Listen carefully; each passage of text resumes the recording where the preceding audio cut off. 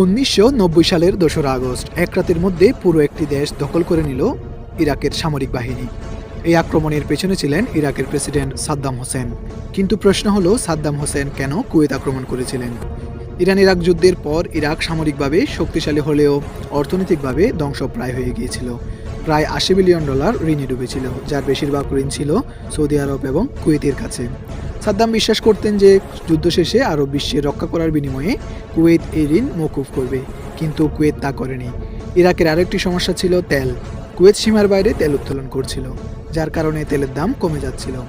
Iraq প্রতিদিন crore crore dollar হারাচ্ছিল। Saddam আরও অভিযোগ করতেন কুয়েত রুমাইলা তেল ক্ষেত্র থেকে তেল চুরি করছে। তিনি মনে করতেন কুয়েত ঐতিহাসিকভাবে ইরাকেরই অংশ। সাদ্দামের সিদ্ধান্তে ইরাকি সেনারা কুয়েতে প্রবেশ করে মাত্র 48 ঘন্টার মধ্যে কুয়েত দখল করে নেয়। এই যুদ্ধের পরিণতি কি হয়েছিল জানতে ভিডিওটিতে অবশ্যই লাইক করবেন এবং চ্যানেলটি সাবস্ক্রাইব করে পাশে থাকবেন।